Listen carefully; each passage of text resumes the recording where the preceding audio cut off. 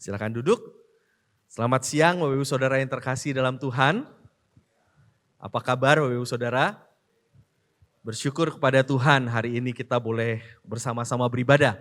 Rekan-rekan, hari ini kita akan sama-sama belajar dari seorang nabi, Nabi Elia, nabi yang putus asa dan menyerah. Itu subjudul yang saya berikan. Mari rekan-rekan, saya undang kita untuk membuka satu bagian Alkitab. Mari kita lihat dari 1 Raja-Raja pasalnya yang ke-19. Saya akan baca dari ayat 9 hingga 18 bagi setiap kita. 1 Raja-Raja pasal 19 ayat 9. Demikian firman Tuhan. Di sana ia masuk ke dalam sebuah gua dan bermalam di situ. Lalu datanglah firman Tuhan kepadanya, "Apa kerjamu di sini, hai Elia?" Jawabnya, "Aku sangat giat bekerja bagi Tuhan Allah semesta alam, karena orang Israel meninggalkan perjanjianmu, merobohkan mezbah-mezbahmu dan membunuh nabi-nabimu dengan pedang. Hanya aku sendiri yang masih hidup dan mereka berusaha mencabut nyawaku." Lalu firman Tuhan kepadanya, "Keluarlah dan berdirilah di atas gunung itu di hadapan Tuhan." Lalu melintaslah Tuhan. Angin besar dan kuat membelah gunung-gunung dan memecahkan bukit-bukit batu mendahului Tuhan. Tetapi Tuhan tidak ada dalam angin itu.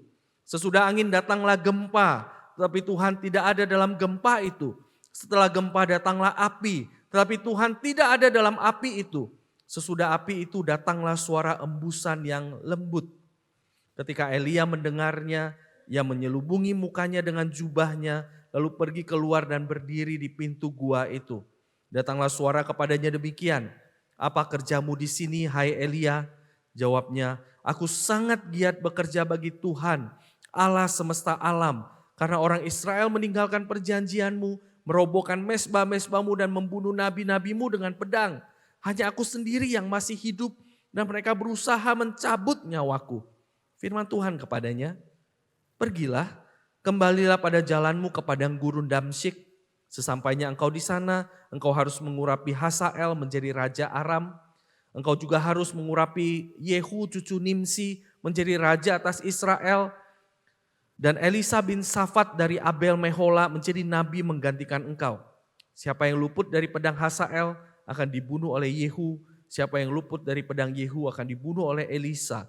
Tetapi aku akan meninggalkan 7.000 orang di Israel. Semua orang yang tidak berlutut menyembah Baal dan mulutnya tidak mencium dia." Sedemikian jauh pembacaan firman Tuhan. Rekan-rekan, kalau bertanya kepada anak muda dan orang-orang hari ini, maka salah satu kata yang paling sering mereka sebutkan atau salah satu hal yang paling banyak muncul dalam reels, dalam feed, dalam iklan-iklan yang mereka lihat adalah kebutuhan untuk healing. Begitu ya. Jadi ayo kita butuh healing, kerja buat apa? Kerja buat healing. Betul? Ada banyak anak muda yang begitu ya, kerja buat apa? Ya buat ngumpulin duit supaya bisa healing. Habis healing, kerja lagi, buat apa? Healing lagi begitu ya. Nah hari ini menjadi salah satu kata yang sangat populer di kalangan anak muda dan di kalangan orang masa kini. Nah, rekan-rekan, saya nggak tahu berapa banyak hari ini rekan-rekan yang pagi ini bangun dengan keadaan seperti ini. Bangun, buka mata, lalu hal yang dipikirkan adalah beban berat, rasa lelah yang sepertinya tidak habis-habisnya, rasa bangun lagi masuki sebuah hari yang akan dituntut untuk produktif, dituntut untuk efektif, masuk lagi dengan rasa tertuntut dan tertekan, buka mata yang dirasakan adalah kekhawatiran, anxious, rasa drain, udah habis, kayaknya saya udah mengerjakan segala sesuatu, saya masuk lagi ke hari yang sepertinya tidak akan ada yang berubah. Membuka mata lalu rasa kosong, rasa tidak bermakna, rasa akan menjalani sebuah hari yang datar, tidak ada apa-apa, rasa tidak berdaya, rasa sedih, butuh dihibur dan sebagainya. Atau mungkin engkau masih membuka mata tidak dengan kosong, tapi engkau masih mengerjakan banyak hal, mengerjakan hari-harimu, beraktivitas bagaimana biasanya. Tapi seperti tengkorak tanpa nyawa yang menjalankannya hanya karena Ya sudah, saya harus menjalankannya. Mau gimana lagi begitu. Mau gak mau saya harus melakukannya. Seperti tidak meaningful sama sekali. Bahasa anak mudanya no life. Sering dengar gak ya anak muda ngomong, aduh no life nih, no life begitu. Nah rekan-rekan, dalam keadaan seperti inilah sebenarnya seruan untuk healing itu seringkali muncul begitu ya. Capek, drain, putus asa, mentok, saya butuh healing. Capek, putus asa, rasa tidak ada makna, saya harus healing supaya hidup saya lebih bahagia, hidup saya lebih senang. Nah hari ini pertanyaannya, yang jadi pertanyaan adalah apa yang orang hari ini maksud dengan healing, Bapak Saudara. Hari ini setidaknya inilah yang saya pampangkan di sinilah yang seringkali dianggap oleh orang-orang masa kini sebagai healing. Healing artinya apa? Saya perlu me time. Saya perlu menarik diri saya melakukan apa yang saya senang. Mereward diri saya sendiri bahkan kadang-kala begitu ya.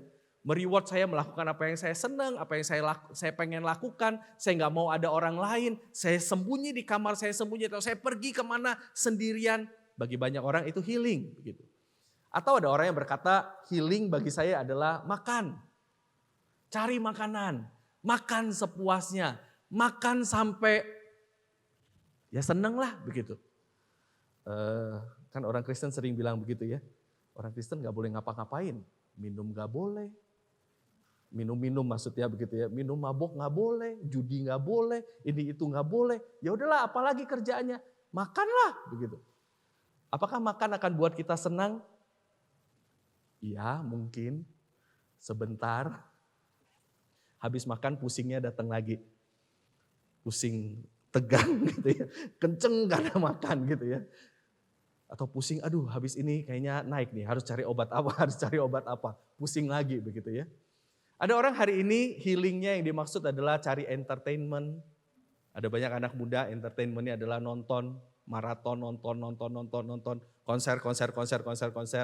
Main ini, main itu dan sebagainya, lalu berharap hidup lebih senang, hidup lebih bahagia, berharap hidup lebih tenang, ada kesembuhan, ada kesegaran baru.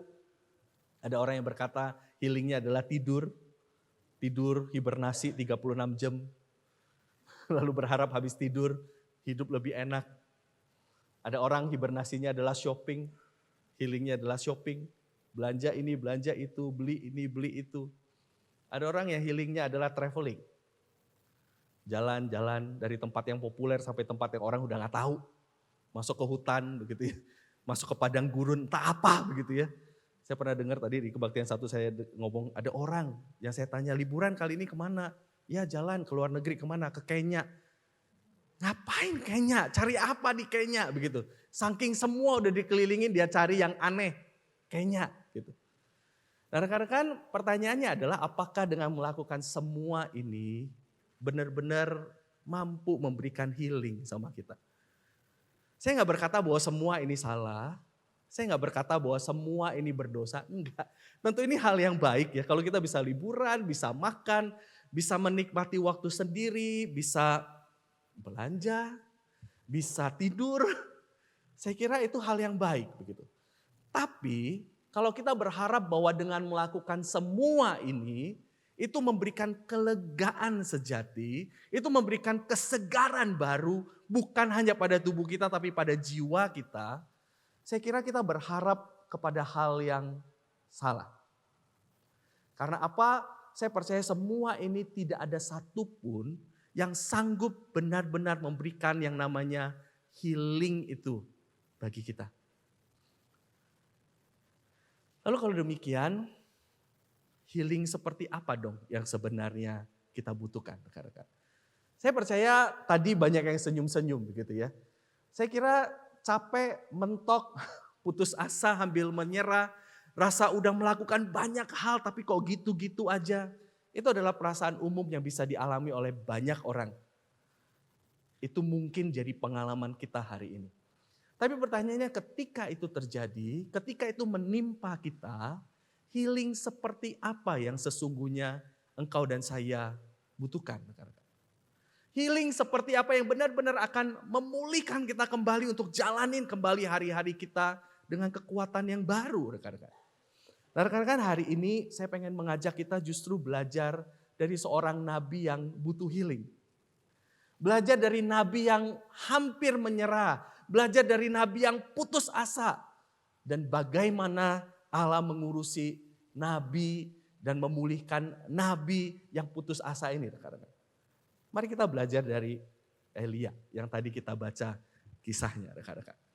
Nah kalau rekan-rekan lihat Elia, rekan-rekan akan menemukan nabi ini adalah benar-benar nabi yang kelelahan, frustrasi, dan nyaris menyerah sebenarnya. Rekan-rekan kalau membaca kisah Elia dalam satu raja-raja ini, rekan-rekan akan tahu bahwa dia benar-benar capek, rekan-rekan. Secara fisik dia benar-benar lelah. Kalau kita mundur sedikit ceritanya, dia baru habis berperang dengan 450 nabi Baal, baru bertanding seharian dengan Ahab dan nabi-nabinya Isabel, istrinya Ahab. Mereka sedang berlomba siapa yang bisa datangkan api dari langit, siapa yang bisa membakar korban dengan api dari langit. Seharian mereka bertanding, habis bertanding itu Elia harus membunuh satu persatu nabi Baal yang ada. Saya percaya itu secara fisik sangat melelahkan, rekan-rekan. Rekan-rekan pernah potong ayam? Pernah potong ayam? Enggak pernah. Coba bayangan potong ayam 1 ekor mungkin biasa. Potong 450 ekor pernah coba enggak? Mungkin enak-enak tuh gitu. Motong apa enak-enak? Ya ini yang dipotong orang, saudara. Potong 1 ekor ayam butuh berapa detik? 1 menit lah, 1 menit aja. 1 menit 1 ekor ayam 450 menit. Orang 1 menit 450 orang 450 menit. 450 menit itu berapa? 6 jam lebih. Motongin orang 6 jam lebih saya kira bukan sesuatu yang gampang. Secara fisik dia sangat lelah. Bukan hanya pertandingan ini, kalau ditarik mundur dia sudah bertempur dengan Ahab itu 3,5 tahun. Dia hidup melayani di masa raja yang paling jahat dalam sejarah Israel. Raja yang paling bebal, raja yang paling gak bisa diomongin. Ahab, udah 3,5 tahun dia bertanding dengan itu, saya kira capeknya luar biasa. Dia hidup dalam pelarian, dia tinggal di pinggir sungai, dikasih makan sama burung, rekan-rekan. Saya kira itu part yang sangat tidak enak bagi seorang nabi seperti Elia. Secara fisik dia capek. Tapi bukan hanya secara fisik, rekan-rekan. Secara mental dia juga saya kira breakdown. Bahasa anak muda hari, mental breakdown katanya. Mentalnya drop, hancur. Karena apa? Rekan-rekan lihat berkali-kali dia ngomong sama Tuhan, udahlah cukuplah Tuhan, sekarang ambil aja nyawaku. Aku gak lebih baik dari nenek moyangku kok. Aku gagal. Berkali-kali ketika Tuhan tanya engkau sedang ngapain, dia ngomong apa? Aku capek, aku udah kerja semuanya. Tapi keadaan gak berubah, aku capek udahlah, cukuplah. Berkali-kali dia ngomong apa? Aku sendirian. Mentalnya jatuh. Bahkan kalau kita lihat di pasal 19 awal, ketika Isabel ngomong, besok ya kalau gak terjadi seperti nabi-nabiku pada orang ini yang namanya Elia, celakalah aku. Jadi dia kejar mau bunuh Elia. Elia ketakutan, lari ke Beersheba, lalu dia tinggalkan budaknya di sana. Kenapa dia tinggalkan budaknya? Karena dia mau berkata, udah aku gak mau jadi nabi lagi. Stop, aku gak mau lagi kerjain yang begituan. Ini yang terjadi pada Elia. Rasa gagal, rasa capek, pengen mati, udah nyerah, sendirian. Dan akhirnya saya kira secara spiritual dia juga lelah. Ada marahnya, ada kecewanya, ada bingungnya. Dan inilah Elia itu rekan-rekan. Saya kira gak jauh dari pengalaman kita. Kalau ini bisa terjadi pada Elia, saya kira jauh lebih mungkin bisa terjadi pada kita.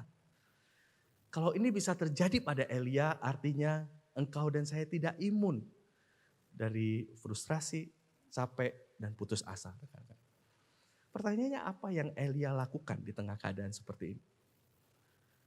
Menarik sekali yang Elia lakukan adalah dia pergi ke padang gurun, rekan-rekan. Sepertinya memang dalam kisah ini kok Elia kayaknya udah nyerah begitu aja. Tapi di ayat 4 di sana dicatat begini. Lalu ia pergi sendiri ke padang gurun sejauh 1 hari perjalanan lamanya.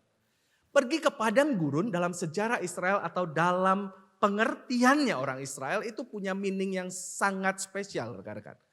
Pergi ke padang gurun itu selalu berbicara soal pergi untuk bergulat dengan Tuhan. Pergi untuk diajar oleh Tuhan. Di padang gurun adalah tempat yang Tuhan sediakan untuk orang-orang Israel belajar mengenal Tuhan. Orang-orang Israel diajar oleh Tuhan.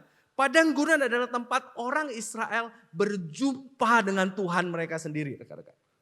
Sehingga ketika Elia dalam seluruh frustrasi dan stresnya lari ke padang gurun, sebenarnya itu bukan sekedar lari, tapi dia lari karena dia pengen menjumpai Tuhan yang untuknya mungkin sekarang dia bingung. Kok Tuhan kayak begini, kok keadaannya jadi seperti ini. Di tengah seluruh kementokannya, yang menariknya adalah dia lari ke padang gurun, tempat dia bisa bertemu pribadi yang paling penting buat dia itu. Di padang gurun itulah dia berseru dengan jujur kepada Tuhan. Dan dari padang gurun itulah akhirnya dia dituntun ke Horeb, ke gunungnya Tuhan. Akhirnya dia berjumpa dengan Tuhan. Karena itu rekan-rekan saya kira ini hal yang menarik. Rekan-rekan. Kita nggak imun dari problem. Kita nggak imun dari capek. Kita nggak imun dari mentok, dari frustrasi, dari mau putus asa. Tapi di tengah semua itu, lihat Elia. Healingnya bukan sekedar pergi jalan-jalan. Healingnya bukan nonton, healingnya bukan main. Healingnya adalah dia pergi bergulat dengan Tuhan. Dia pergi menjumpai Tuhan. Karena itu rekan-rekan kalau engkau hari ini dalam keadaan lelah, burnout, mentok. Lihat itu sebagai kesempatan. Kesempatan buat apa? Kesempatan buat menepi, lalu berlindung, cari hadirat Tuhan.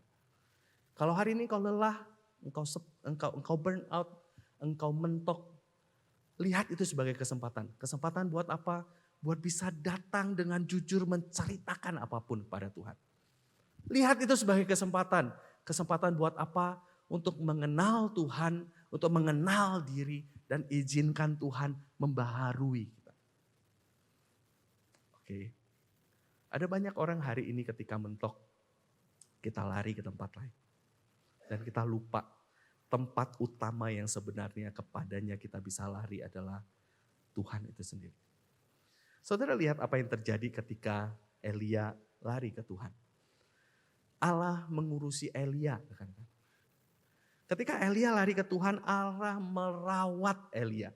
Dan merawatnya menurut saya, merawatnya sangat tidak masuk akal. Merawatnya sangat manusiawi. Rekan-rekan. Ketika Elia stres, apa yang Allah lakukan pertama-tama? Allah tidak menceramahi Elia. Allah tidak menasehati Elia. Allah tidak mengkhotbahi Elia.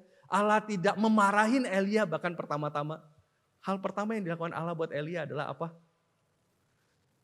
Allah kasih Elia tidur. Dia lari ke padang gurun, capek, duduk di bawah pohon, tidur. Tidur lalu waktu Tuhan bangunin, Tuhan gak beginian. Bangun, bangun. Males aja. Tuhan gak gitu. Bangun, bangun, ngapain di sini? Sana kerja. Ngomong sama Ahab sana. Enggak. Tuhan suruh dia, ayo bangun, bangun. Lalu Tuhan tanya, apa kerjamu di sini? Harusnya dia jawab apa? Saya tidur Tuhan. Harusnya dia begitu kan ya. Dia jawab apa? Saya kerja setengah mati. Saya kerja mati-matian bela Tuhan. Semua orang Israel udah tinggalin Tuhan. Tinggal aku sendirian. Sekarang aku mau dibunuh. Dia ngeluh sama Tuhan. Tuhan langsung ngomong, enggak lu habis tidur. Gak usah banyak ngomong. Tuhan gak ngomong begitu. Dia ngomong dia capek. Tuhan dengerin. Lalu apa? Tuhan bilang, oke, itu ada roti, ada air. Makan. Tuhan kasih break buat dia.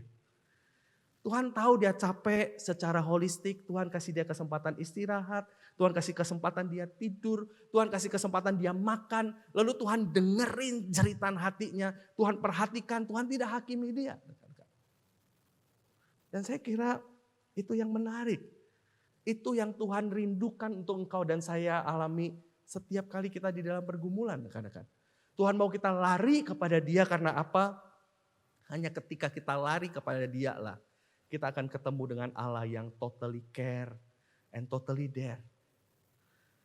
Dia akan berikan kepada kita apa yang memang kita perlukan. Dan dia Allah yang totally welcoming. dan totally listening. Karena kalau di dalam Alkitab kita lihat, kita akan temukan ada banyak sekali mazmur ratapan. 40% dari mazmur itu ratapan. Bukan hanya soal jeritan hati, tangisan hati di tengah penderitaan, tapi kadang mazmur ratapan itu juga berupa kebingungan, kegalauan, kemarahan, kegundahan, kekecewaan kepada Tuhan. Dan semua itu diizinkan ada di dalam Alkitab. 40% yang isinya kayak gitu. Kenapa? Karena itu menjadi semacam undangan yang diberikan oleh Tuhan bagi kita. Kalau engkau dalam pergumulan hidupmu, engkau capek, engkau rasa putus asa, engkau bingung mau melangkah kemana lagi. Gak apa-apa datang.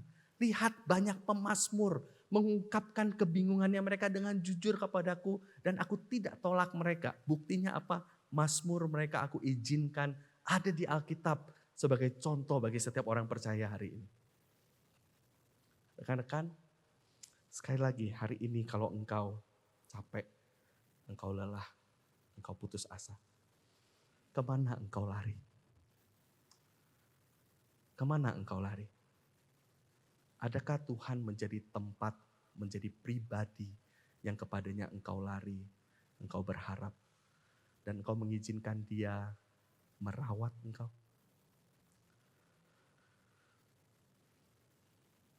Bagaimana keadaanmu hari ini? Bolehkah Tuhan yang memberikan kelegaan kepada engkau? Saudaraku, jangan khawatir seolah-olah Tuhan akan menganggap kita tidak sopan kalau kita mengungkapkan isi hati kita dengan jujur kepada Dia. Tuhan tidak masalah kok. Tuhan tidak masalah karena kita adalah anak-anaknya kalau kita mengungkapkan dengan jujur apa yang kita rasakan. Saudara lebih memilih anak-anak saudara curhat dan jujur-jujuran ke konselor atau ke saudara? Saudara-saudara rata-rata punya anak kan ya? Kalau anak-anak saudara lagi punya masalah, lagi gawat, lagi genting hidupnya, lagi mentok. Saudara berharap dia ngomong jujur ke saudara, atau saudara berharap dia ngomong ke tempat lain? Saudara berharap ngomong ke saudara kan? Termasuk kemarahannya kan? Seperti itulah Allah Bapa di surga. Dia berharap kita datang karena apa? Karena kita anak. Justru kalau kita ngomong ke tempat lain, itu membuktikan apa? Membuktikan bahwa Allah itu bukan siapa-siapa dan bukan apa-apa bagi kita. Kalau benar Dia Bapak kita, di tengah kementokan kita, Dia mengundang kita datang. Gak apa-apa, ungkapkan apapun. Menarik sekali di Alkitab, setiap kali ending dari Mazmur Ratapan, hampir semua dari 40% Mazmur Ratapan itu rekan-rekan, selalu ditutup dengan sebuah iman yang lebih jelas setelah marah-marah kepada Tuhan. Rekan-rekan nanti baca Mazmur Ratapan. Ada Mazmur yang berkata begini, berapa lama lagi Tuhan? Berapa lama lagi engkau tinggalkan aku? Mazmur 13. Tapi ditutup dengan ayat 6-nya. Kepada engkau saja aku percaya. Kok bisa begitu? Habis marah-marah jadi jelas. Jadi pikirannya jadi jelas untuk berharap kepada siapa. Itu yang terjadi. Rekan-rekan. Datang, berseru, menjerit apa adanya kepada Tuhan. Itu yang pertama ya rekan-rekan ya. Nah apa yang terjadi ketika kita terus datang kepada Tuhan? Apa yang terjadi lagi ketika Elia datang kepada Tuhan? Tentu bukan hanya Allah merawat dia, memulihkan dia secara fisik. Allah juga mengurusi apa yang tidak benar, yang harus dibenarkan. Apa yang harus dibaharui dalam hidup pengabdiannya. Rekan-rekan, itu yang kedua yang Allah lakukan. Ketika Elia datang, Allah juga memperbaharui hati dan pengabdiannya. Allah mengurusi dia secara spiritual. Kenapa Elia bisa capek? Tentu ada part-part tertentu yang tidak tepat yang sedang berjalan, yang membuat dia jadi gampang sekali frustrasi akhirnya. Rekan-rekan kalau mau tebak, kira-kira apa yang membuat Elia marah dan frustrasi? Apa yang kira-kira buat Elia marah dan frustrasi? Kenapa dia sampai mau nyerah begitu? Apa yang membuatnya? Rekan-rekan kalau saya mau tebak, atau tebakan tafsiran saya gitu ya rekan-rekan ya. Elia marah karena dia merasa Allah tidak bertindak menurut prediksi, rencana, dan kehendaknya. Saudara, kalau saya jadi Elia, setelah perang dahsyat mendatangkan api dari langit untuk membakar korban, yang saya harapkan apa? Saya berharap hari itu orang Israel tobat, rekan-rekan. Udah bertahun-tahun dikhotbahin, sekarang ada tanda ajaib, spektakuler. Harusnya orang Israel bilang, iya kita salah. Mereka berlutut, menggoyakkan baju lalu berkata, iya kami tobat, kami kembali kepada Tuhan, kami gak akan beribadah lagi kepada Baal. Harusnya begitu, betul? Gak ada, tapi orang cuma begini, oh iya, oh ternyata Tuhan ya bisa datangin api ya dari langit ya. Habis itu udah. Kalau saya jadi Elia, saya akan berharap apa bukan hanya api datang dari langit, habiskan korban yang di atas mezbah dengan air-airnya, sekaligus apinya cabang ke istananya Ahab. Habisin Ahab dan istrinya, betul? Saya berharap kalau saya jadi Elia, saya berharap apa? Bukan hanya 450 nabi itu yang dibunuh, saya berharap apa? Rakyat bangun lalu menggeruduk istana, membunuh juga Ahab dan Isabel. Ada raja baru buat Israel. Ada masa depan baru buat Israel. Setelah begitu lama peperangan, setelah begitu ajaib tanda yang terjadi, saya berharap ada sesuatu seperti mimpi saya pastinya. Dan saya pikir Elia juga seperti itu. Tapi yang terjadi apa? Jauh dari mimpinya. Bukan hanya Ahab tidak bertobat, bukan hanya Israel tidak kembali menyembah Tuhan, yang terjadi justru apa?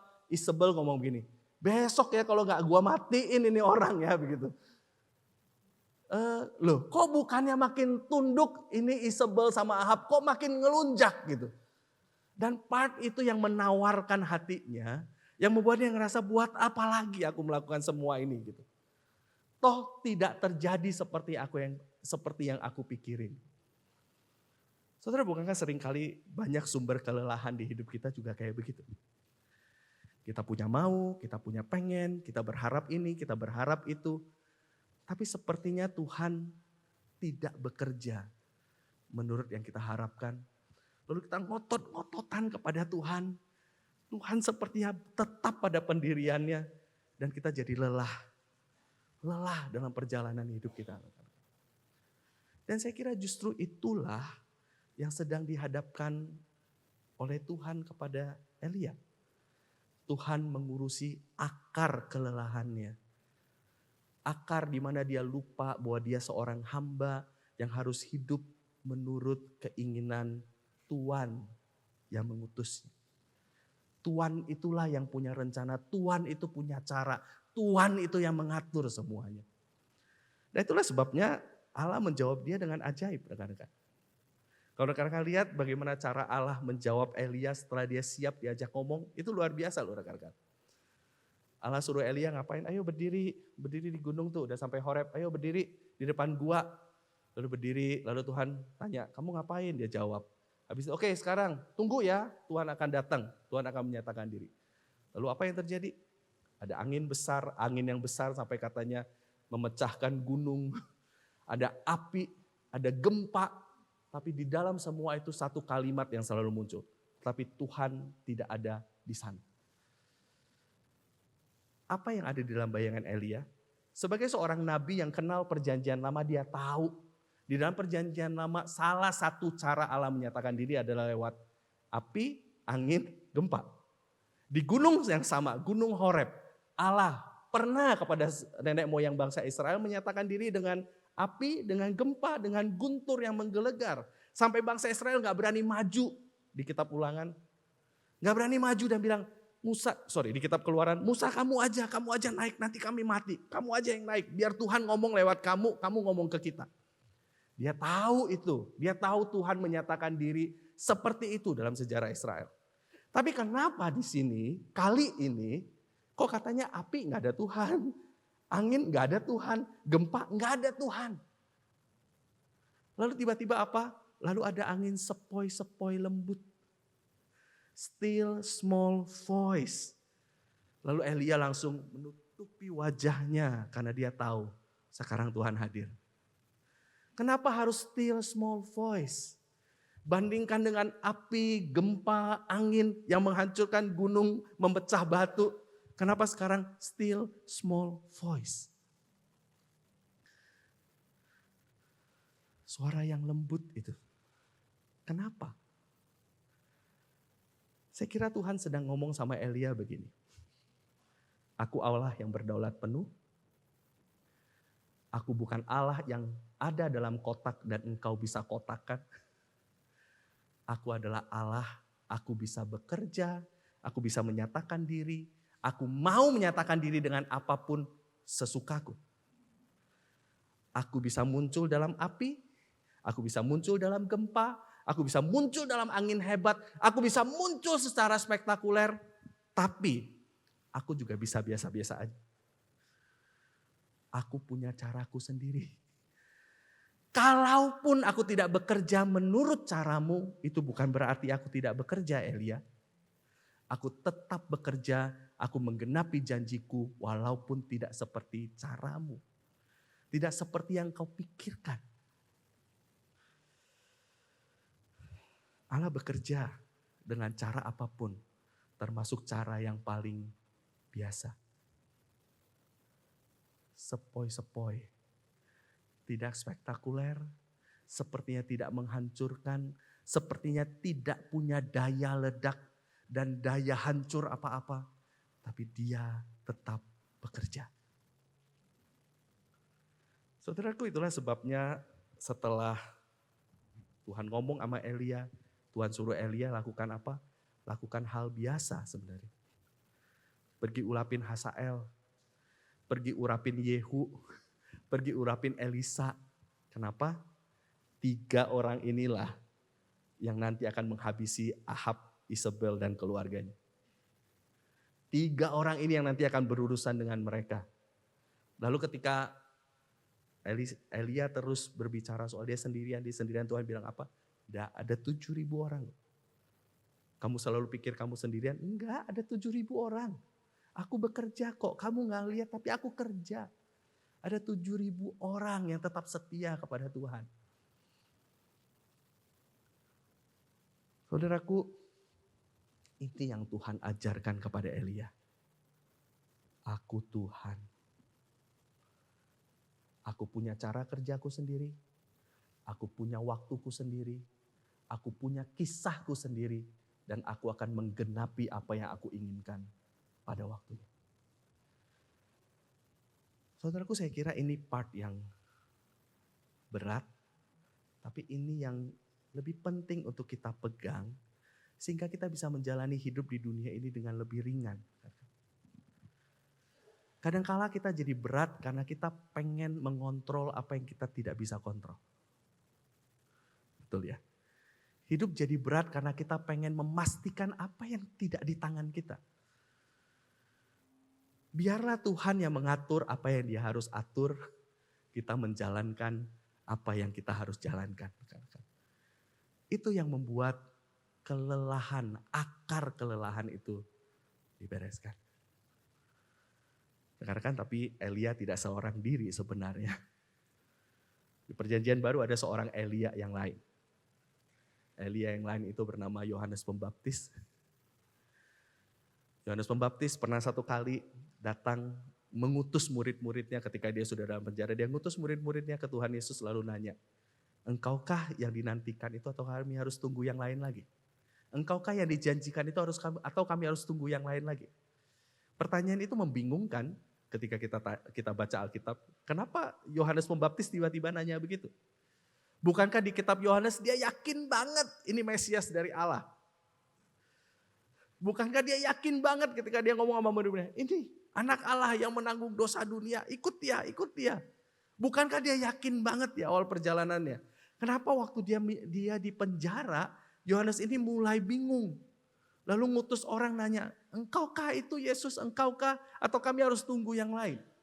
Kenapa dia tiba-tiba ragu? Dia ragu karena apa? Karena Yesus terlalu biasa. Selama pemberitaannya, Yohanes Pembaptis selalu memberitakan Mesias yang datang itu akan datang untuk menjadi hakim. Dia selalu khotbahnya selalu soal apa? Bertobatlah, kerajaan Allah udah deket. Kapak itu udah di kayu, udah di pinggir batang pohon. Kalau kamu gak tobat sekarang, kamu akan ditebang. Penghakiman itu segera datang. Ketika Mesias itu datang, apa yang terjadi? Yang dia dengar adalah perempuan pelacur diampuni. Orang kusta disembuhkan. Pemungut cukai dijadikan murid. Sahabat orang berdosa. Di mana penghakimannya? Saya kira itu part yang membuat dia bingung. Dan bertanya, engkaukah yang kami harus tunggu? Gitu. Rekan-rekan mungkin dalam perjalanannya akhirnya Yohanes Pembaptis merasa di mana spektakulernya Mesias ini. Dan dia tidak melihat jalan kematian, jalan penderitaan. Yesus yang berinkarnasi jadi manusia, menjalani hidup yang biasa sebagai manusia. Itulah jalan keluar bagi umat manusia. Saudaraku, kadang kita bisa lelah karena itu. Lelah karena kita pikir Tuhan harusnya sebesar yang kita bayangkan. Sespektakuler yang kita inginkan. Tapi dia berkata, aku punya cara kerja yang lain. Saudara, di titik itu kita hanya perlu apa? Kita hanya perlu izinkan dia menjadi Tuhan. Dalam hidupmu hari ini, adakah banyak kelemahan,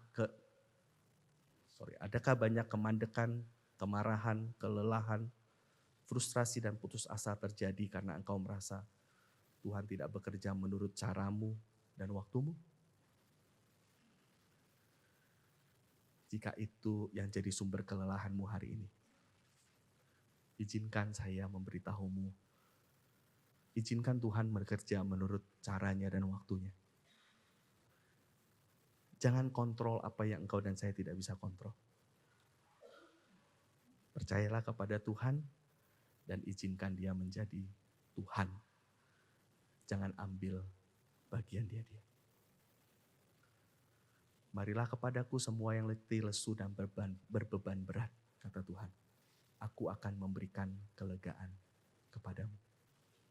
Gimana cara memberikan kelegaannya? Kita diikat dalam kuk yang sama dengan Tuhan.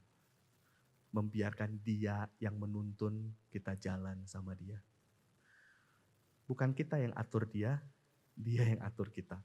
Di situ kelegaan. Semakin kita melangkah melawan dia, semakin lelah dan capek hidup kita.